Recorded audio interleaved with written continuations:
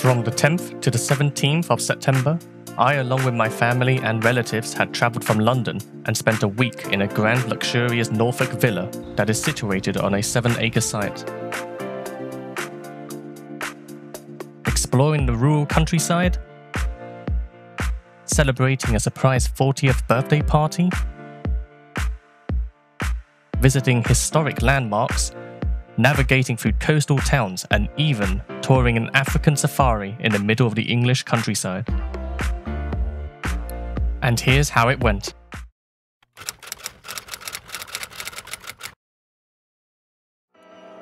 We arrived at the lodge earlier than Jackie, who we were setting up the birthday surprise for, at around 3:45 in the afternoon.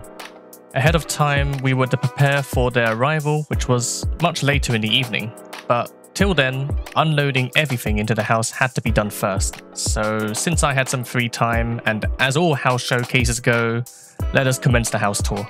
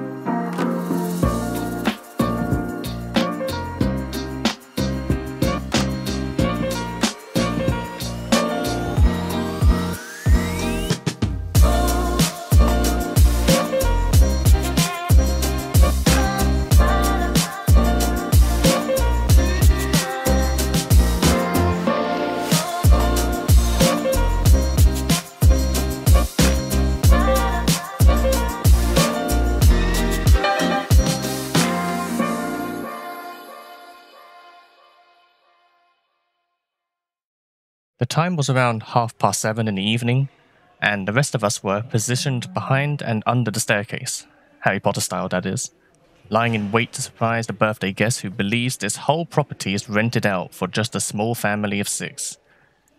Actually, now that I think about it, it feels weird calling it the birthday guest when we, in actual fact, the relatives, were the guests instead. Anyway...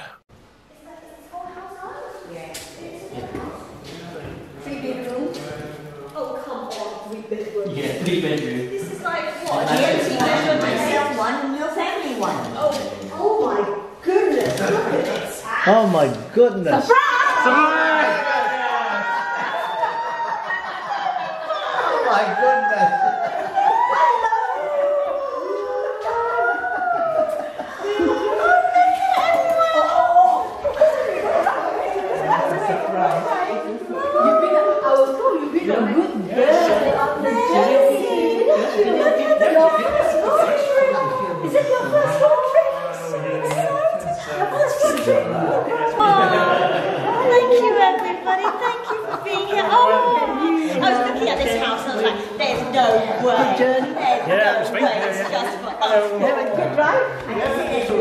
So how was your journey? Okay. It was okay, yeah. No traffic around. So Yeah, we got a little you bit were stuck in traffic, didn't you?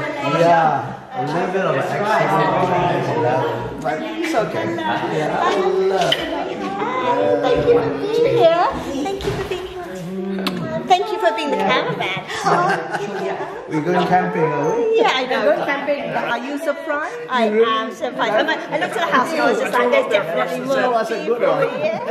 For the remainder of the evening, we adjourned to the living room where the birthday celebrations were put up, and toured the house some more before having dinner. I myself took some photos of the moon as that night was coincidentally the same day as the full moon cycle. Now, there isn't any actual footage for day 1, because it was treated as a lazy day, where we basically just lazed around the house and... We've decided to swim, because there's nothing better to do. And the sun is out, so that's quite nice. And there you have it. On to the next day. Good morning. It's currently 9:20 in the morning. And, it is a fine day indeed to be filming the plot for Stephen King's The Mist, it would seem. How wonderful. Well, on to the main event. Our first trip of the day was to a small market town called Burnham Market. A quaint and quiet Georgian town, whilst giving off a traditional village atmosphere.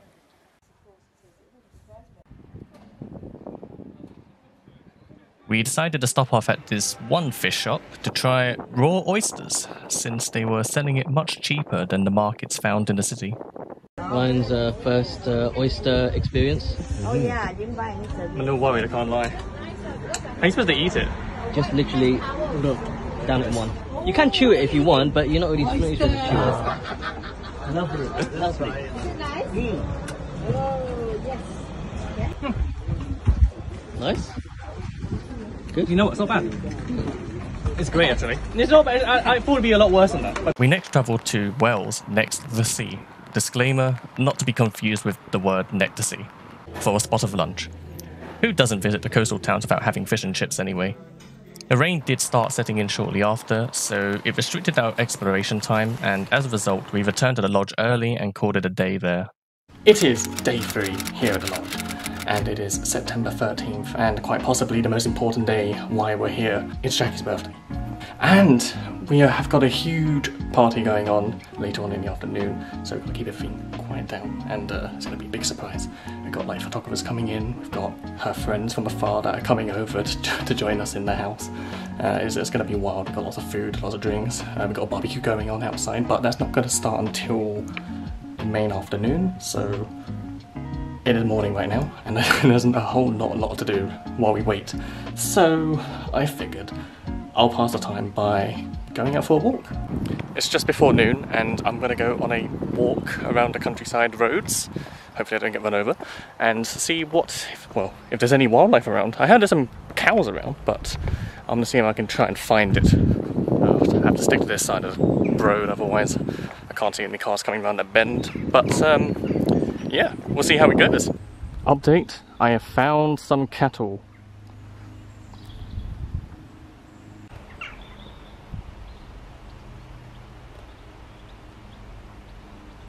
Look at all those cows huddling under the shade in the tree.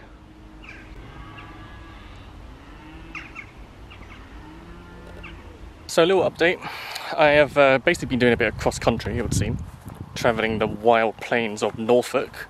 As you can see, there's not much but grasslands for acres, I suppose. There was a small church back there that I just passed, and there's a I think there's like a fencing between two different fields coming up here. It does say there's a warning sign saying there's cattle in there.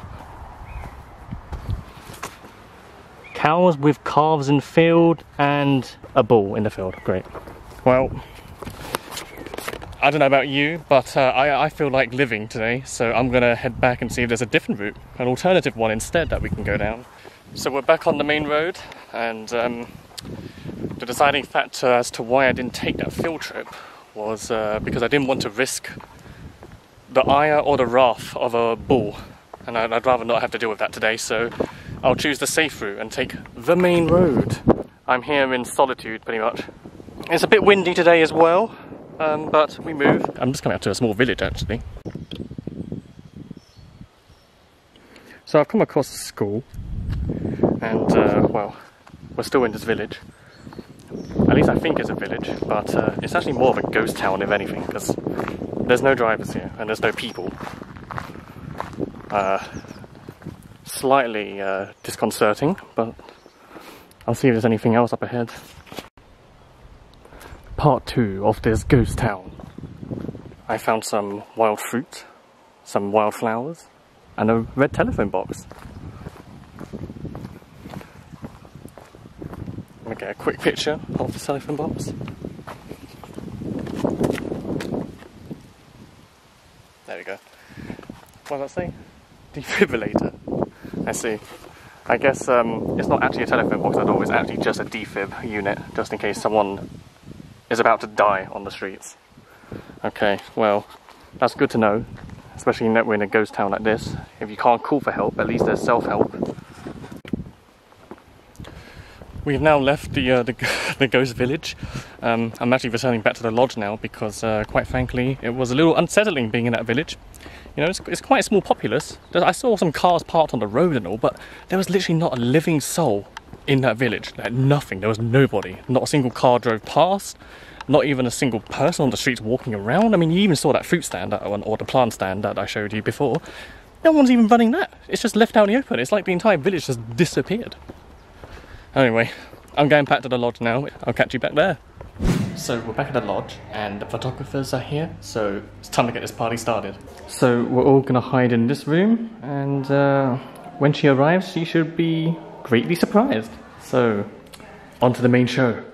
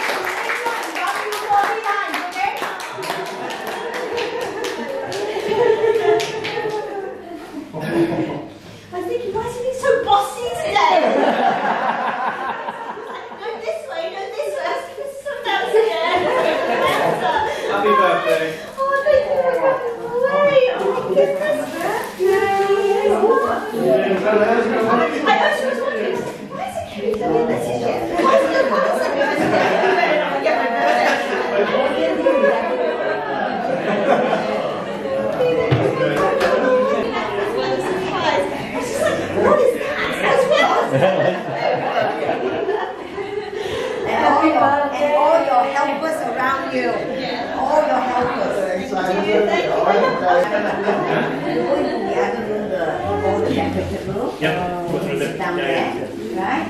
Then you can serve and whatever, but barbecue. Oh, it's a wonderful surprise.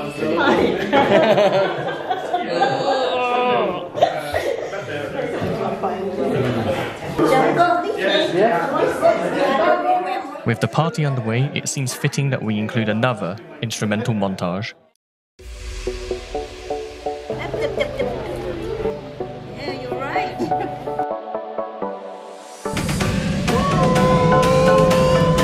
Ready to go.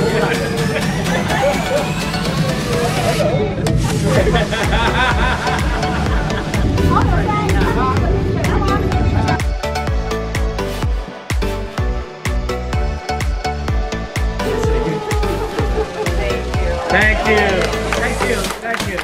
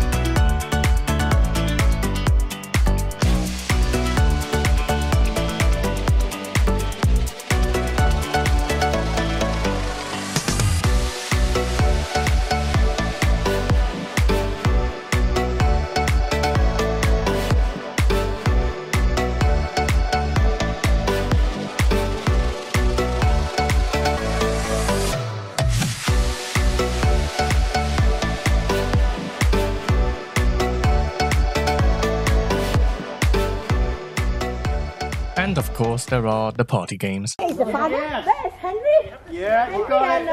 Oh! King Henry and James not there yet. 1 minute. Where's Henry and James? Yeah, I'm watching. Okay. Everyone run. Okay. Out of the way. Oh. No. No, so close. Really? No. Oh.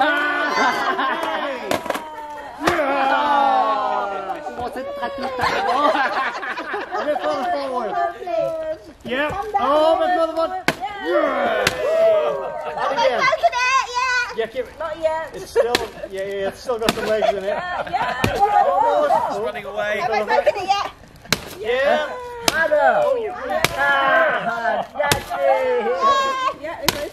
Yeah, Tobin.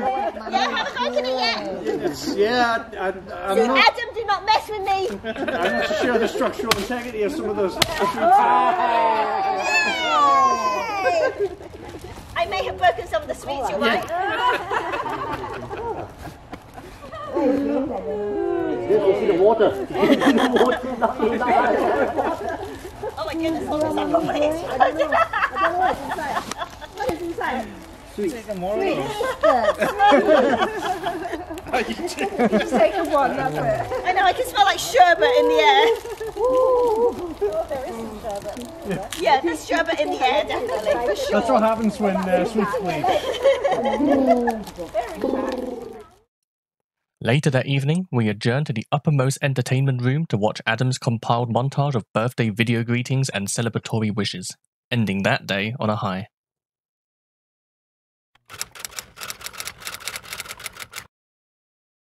Oh, good morning. Day 4. I think it's a very nice day outside, but I haven't drawn the curtains yet. And truth be told, this is my view. Every time I get up, I just see the upper bunk that I'm currently in. It's actually not as bright as the video makes it out to be. It's actually a lot darker, but the lens make it look brighter than it should.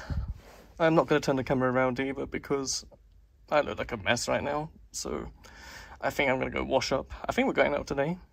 We didn't have any plans, but at the very least, I think the weather's supposed to be good, so we'll try and make use of that, but we'll just skip to the part where we're actually out and about. Today's visit was to the National Trust's Oxborough Hall, which featured a moated Tudor manor which is surrounded by vast woodland and meadows. Although it had the stature of a small castle, the property was built as a family home and lived in by the Bedingfeld family for over 500 years.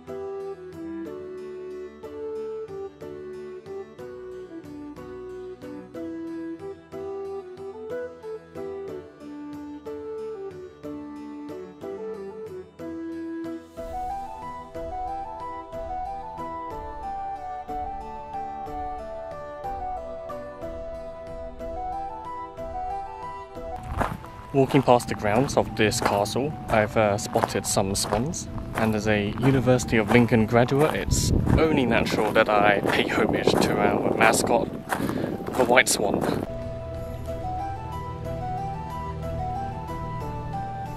What a beauty!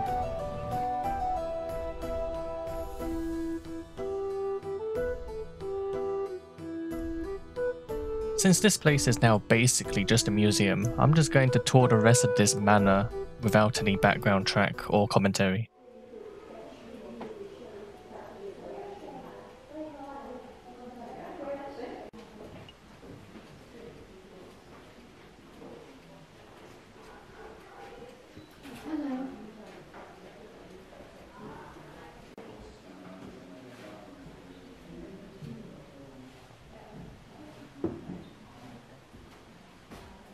Free flow upstairs. So I say around Hampton, we're going up the stairs and come down East Coast somewhere. So we've got a new. That's another I mean, the only good thing I think, I'm not sure, but I think that's the nearest they could get to what the existing ones were. Really? Ah, I see. There would have been glazed, yes. The only reason I don't look close now is because it's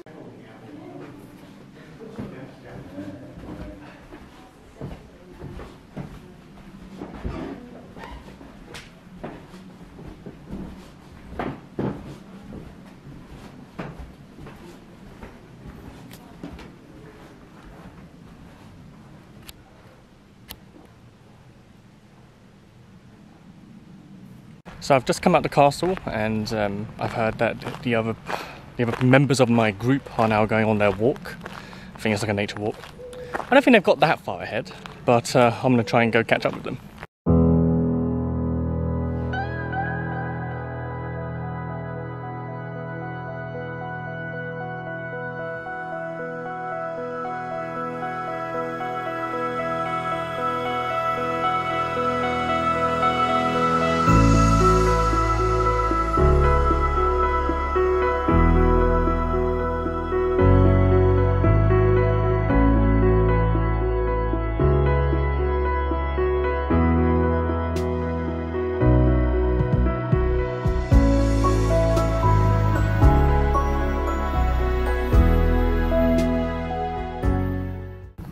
Look who it is, and I've already caught up with them already.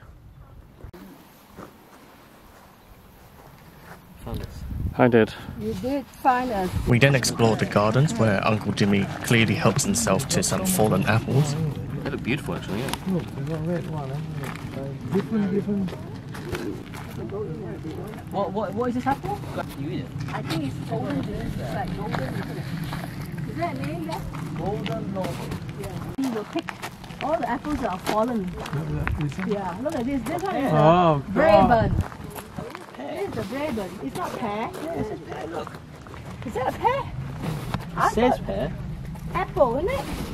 Oh, the apple's here, look. Apple Norfolk Coleman. Yeah. Where's the pear? On the left, the sign. No, look at the sign. Oh, but they're all apples. Cannot be pears. They named it wrongly. Right, the next part of this trip is Castle Acre. How's it looking, Uncle Jimmy? I thought the castle was very tall, right? Yeah. It's visible, right? But it's not so visible when you go. It's behind this like hill. I know, and it's a ruins. I think it's a Yeah. ruins. But I mean, strategically speaking, historically, this was good because obviously invaders would have to climb the hill in order to get to the castle grounds. Yeah, I imagine this used to be like maybe some sort of Motte and Bailey castle. This used to be a moat, maybe back in the day. Because it protects. Getting attacked, you know, you're gonna go out.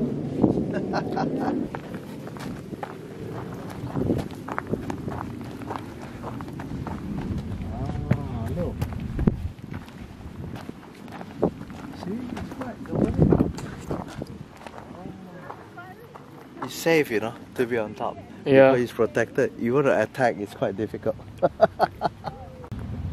Absolutely, it makes sense. The mighty castle defense, it makes sense. The Great Earthwork at Castle Acre, some of the most impressive in the country. Power medieval fortress. It's really a fortress, isn't it? That's right, yeah. And it's final from 1200. And there's Jamie crossing the bridge. Full reads of what? Read lah, I don't know. I've never been here, Henry. First time. And it's free. Put the things in.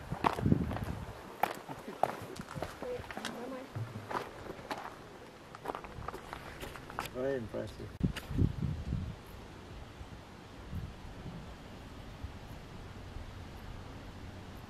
Well, Jamie's just gone down all the way on the far side of the field. He basically climbed up here, went along this ridge line, all the way down to the other side. Now he's going back to us. Oh, are you doing it now, Uncle Jimmy?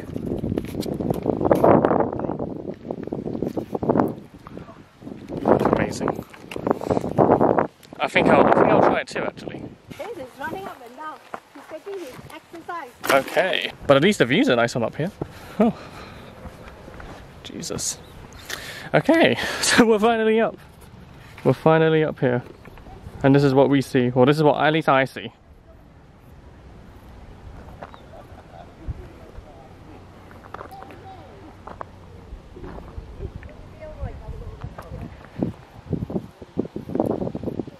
Had to get down from that hill from back there. Went all the way across and back down and then came back here.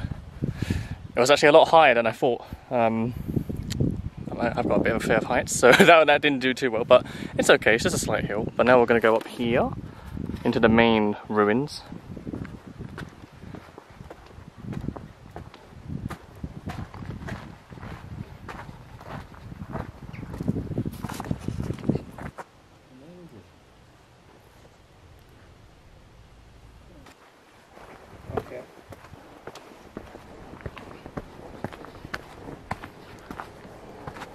I sure hope anyone who does this hike likes their cardio. It's a lot of climbing, stairs, hills, slopes even, but it's all worth it. There's a nice view behind me of the countryside, I don't know if you can see it. God, I'm like a ghost, it's like the glaring sun in my eyes. Oh, you can kind of see the where the motte used to be, I guess. It's down there, but I guess the whole inner part is like a Motte and Bailey within a Motte and Bailey castle.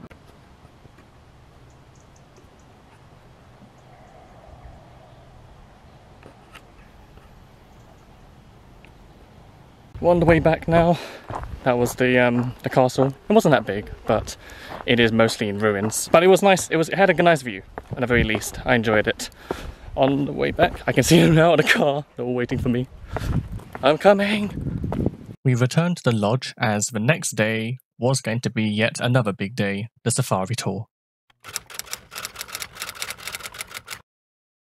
Day 5, it's just past 12 noon. We are here at Scunthorpe Mill just for a spot of lunch. We've got a bit of a busy day. Later on in the afternoon at 4:30 we've got a wildlife tour in like buggies. We'll be just driving around a wildlife nature reserve, so that'll be cool. But for now, we're gonna go eat.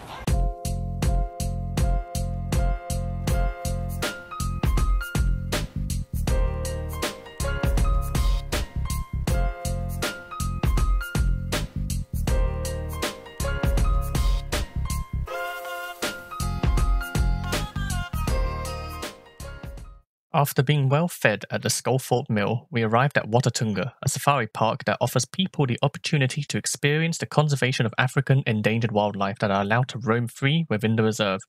It also serves as a second purpose, which is to specifically house and breed rare animals to ensure the species don't die out. Whilst you may be familiar with elephants, tigers, and rhinos being the most common animals associated with Africa, this park mainly focuses on the conservation of ungulates, which means large animals with hooves, as well as birds and ducks. The wildlife reserve is home to Europe's largest collection of deer and antelope.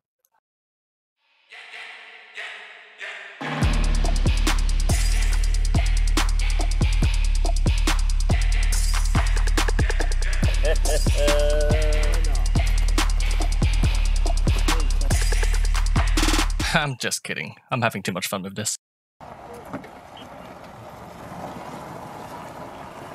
So we set off on our guided tour following the lead golf caddy. With Colin as our driver and caddy number 8, I knew I was in safe hands. The Watatunga Wildlife Reserve has been established on 170 acres of the Watlington Estate. Watatunga, as a name, comes from the adding of two words together. The Wat comes from the name of the estate and the nearby village of Watlington. And Tunga comes from the name of a beautiful southern African swamp antelope called the Sitatunga. Joined together, the word they make is a Swahili word, a language spoken in East Africa, and it means they will compose. And I hope that by the end of our safari, you'll understand why we feel it's such an appropriate name for what we're trying to achieve here on the reserve. Ed Pope, the latest incumbent of the Watlington Estate curatorship, has been fascinated by wildlife and nature all of his life, and he developed a particular interest in some of the world's rarer and more endangered species of antelope and deer, and species of birds that had once been common in Britain, but today are considered extinct. Now, to enter the reserve itself, we do cross over a cattle grid, and this grid is part of our electrified perimeter fencing. This perimeter is in place to stop predators entering the reserve. And by predators, I mean things like foxes, stoats, weasels, and otters. The grid, well, I just have to do a heads up, it does make a plenty noise as we climb over it. I really do.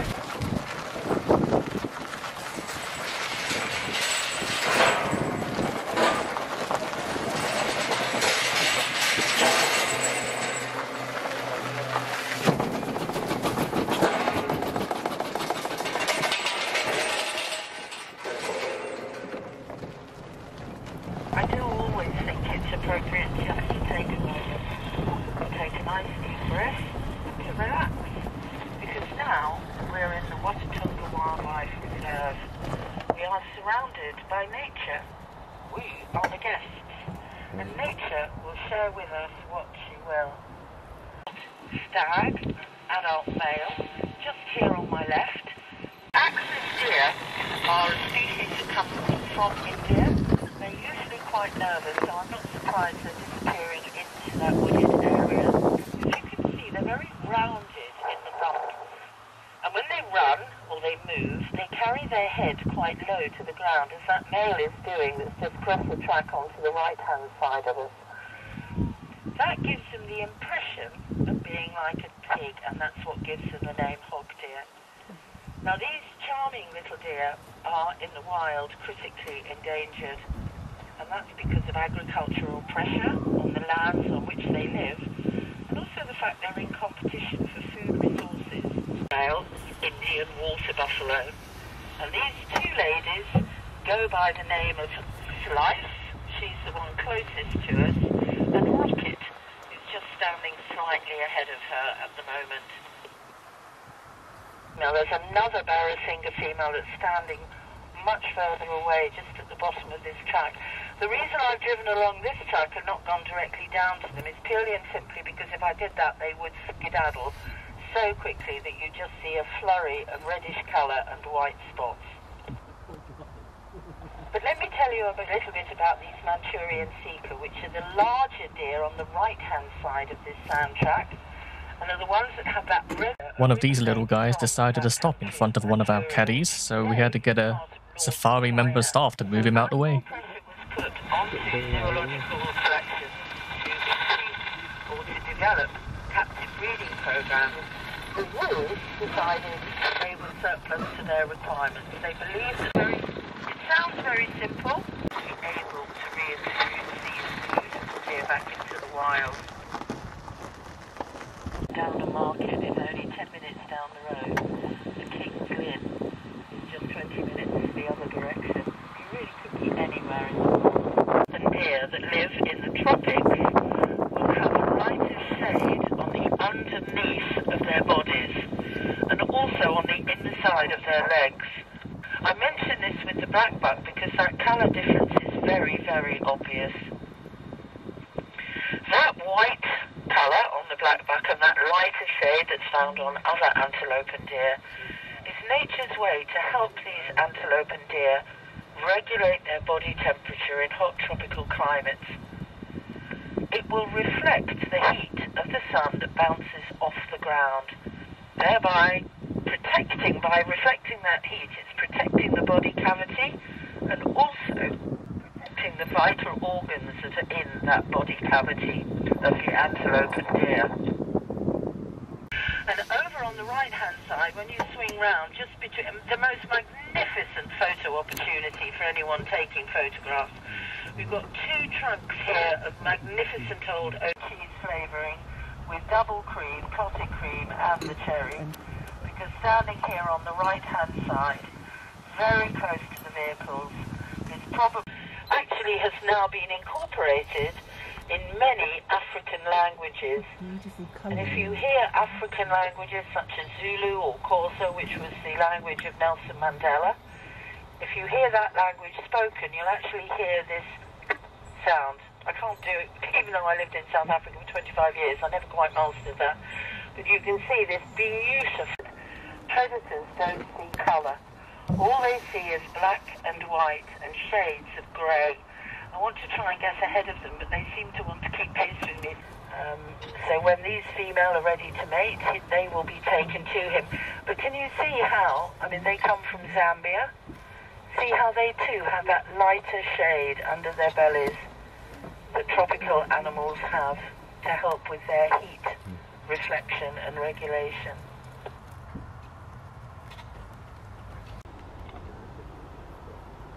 Now, Deer David is the European name for these deer.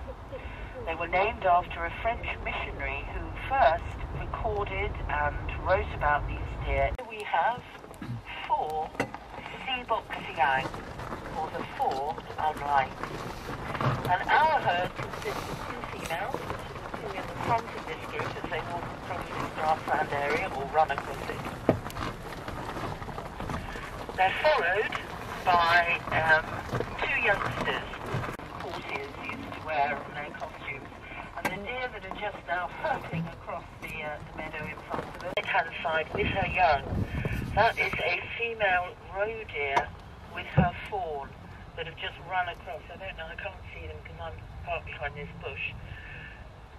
But that roe deer with its fawn, that is the smallest native species of deer found in Britain. At this point we're on the way out, but I do have some photos that I can share here that were not captured on video, and some that were.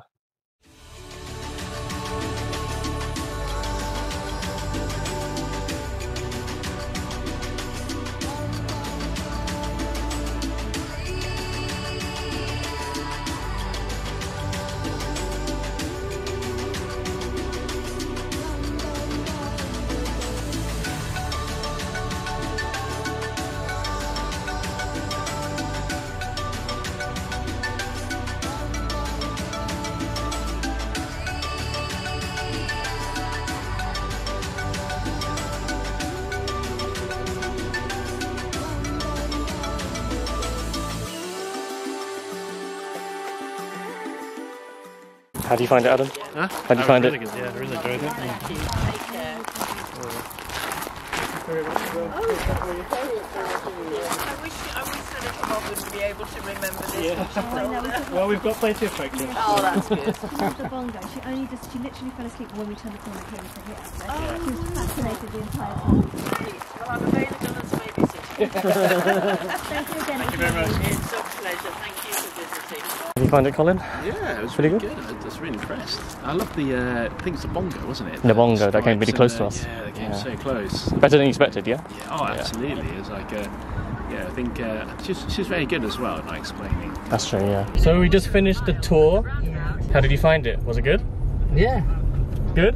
What do you think? They should have more, you know. They should have more? Yeah, they should have reared the animals to produce more. That would be more interesting. Oh, okay, so this is far, very far in between, you know what I mean? So the next time you come back, you expect there to be more animals? Yeah, but it depends on, you know, how successful they rear the thing, you see. If they're successful, then of course they will have more. Oh, but I mean the general experience, how did you find it though? Okay, yeah. What do you mean okay? Wow. I've seen most of it actually on the television. You know, wow. this one is. It's different when you experience it with your own eyes than something on the TV. What did you think, Auntie Verena? Huh? What did you think? Think of what? What did you think of the safari? Oh, I think it's great. Great. Yeah, and I think this lady very knowledgeable, you know. The way she explained things, and I think the animals are beautiful. They are so rare. You don't see them. We had some time to reflect on the tour as we were heading back to the lodge, and I just remembered that our evening wasn't quite finished yet. Okay, we're back at the lodge after that nice safari trip. It is currently 8:04 PM, and we've decided that we're going to go for a swim. We've heated the pool since this morning, so it's at 29 degrees, so it's pretty good, but it's pitch black outside, as you can see. Yeah, it might be cold, but inside the water will be warm. I think it'll be very difficult getting out, but you know what? We're going to take what we can get because it's going to be raining tomorrow, so we're getting in that pool. We're really doing it. Huh? How is it? Okay, getting in is not the nicest. Really? As soon as you do a length, you'll find. Oh my god. No, it's the best day out of all the days. Oh yeah, for sure. Yeah. Okay. The chest is out. The nips are free. Will we regret this? Probably. Oh, it's refreshing actually.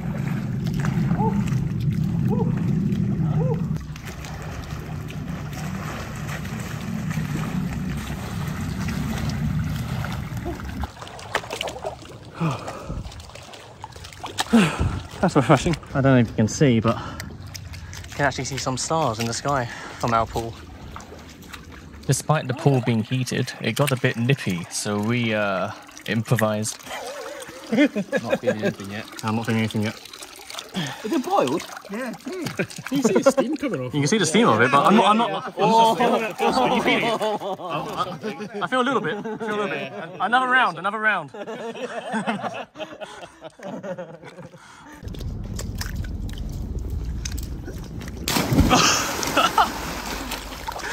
Oh, it's a tidal wave.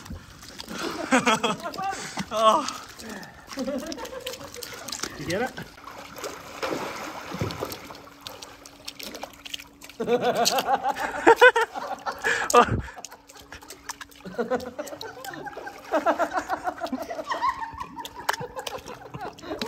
Colin's drowning. Fail moment there. That was fun. Can't lie. I don't think any of us regretted that one. Oh my god, it's not raining. And the sun's out as well. What is this madness? 1 hour later. Well, we've arrived here at Cromer. As you can see and probably hear, the weather is absolutely delightful, to say the least. It's wet, it's windy, it's rainy, typical British weather. Apparently this is a big bustling town, seaside town that is. So we're actually looking to get some seafood. So hopefully we'll be able to eat some or bring some back at the end of the day. Since, you know, we're 40 minutes away from the lodge, so we're getting some deja vu vibes from the first town, the seaside town that we first visited, Wales next to the sea. It was raining there, it's raining here, so I'm starting to spot a pattern, but yeah, we're gonna see what we can do. cold, it's super windy.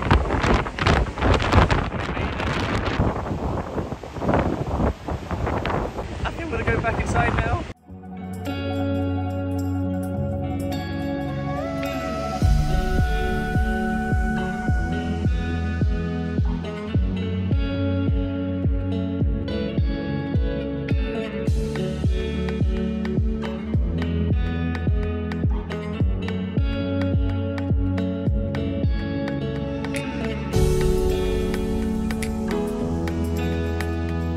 Before heading back to the lodge, we also stopped by the coastal town of Hunstanton. There wasn't a lot to do there, but it was a pretty sight.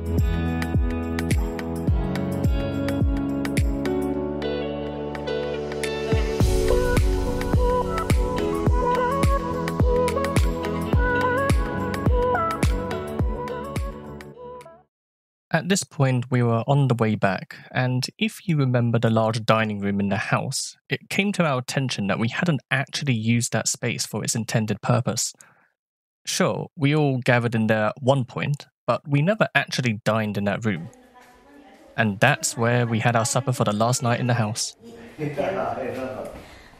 is the coffee Jackie is sitting at the start of the table. Oh yeah, I am. I sat my bottom down in front of the table. I don't know where anyone else sits, but this is my chair. What does that sound? He put on the music. Hit first. Where's yours? The head. Where's your head? This is yours. Yeah, okay. Why am I dead? He's always leaving the floor. What kind of portrait is different? Can we do a young sing? You need to do that. Can we do a young sing? Oh, young sing. My birthday, please. Young Sing. One minute, you have your glass and you have Young Sing. You want wait a minute, nowhere. We can make as much noise as we want. Where's Jamie? Did you put your crack? Ready? Okay. 1, 2, 3. Yeah.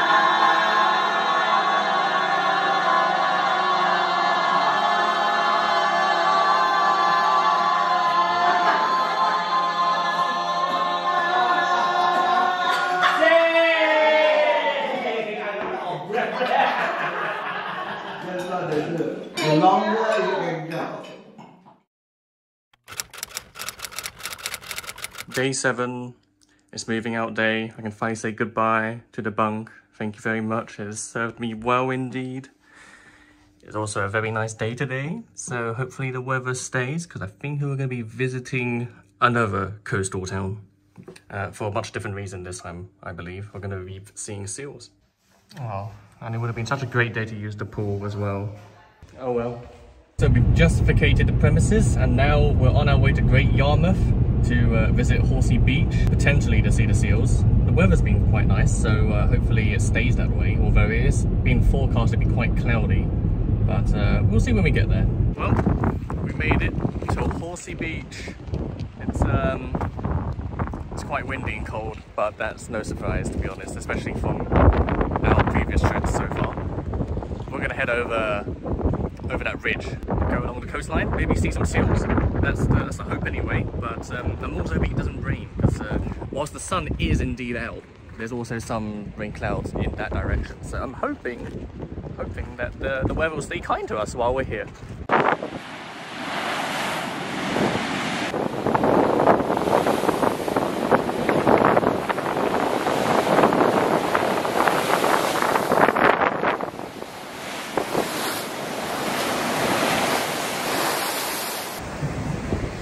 Well, we are by death's door, pretty much.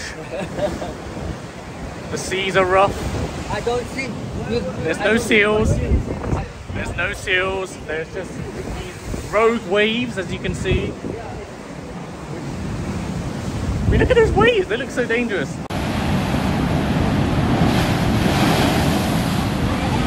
I'm actually in danger. Just standing here. Just standing here alone. I feel unsafe, so I'm gonna head back up there. We're now heading down another part of the beach. We went up this way. It's very windy.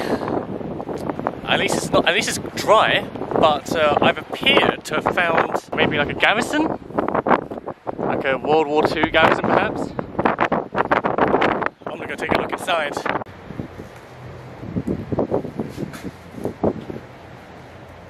mostly just seems to be where the odd hobo would sit and rest for the night, but otherwise it is cold and chilly in here, and clearly has been graffitied over. Walking further along the coastline, we did indeed find a colony.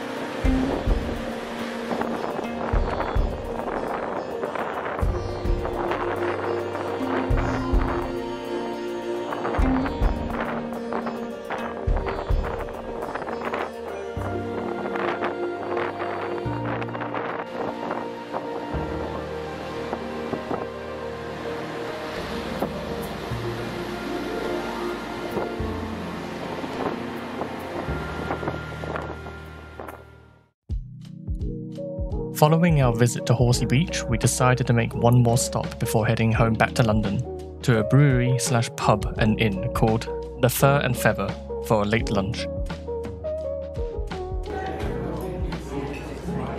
I myself chose the scampi and chips. And, as evidently shown, it was very good. But wrapping things up, if you ever find yourself visiting Norfolk, I do highly recommend the places that we visited because we all had a great time there, and I think you would too.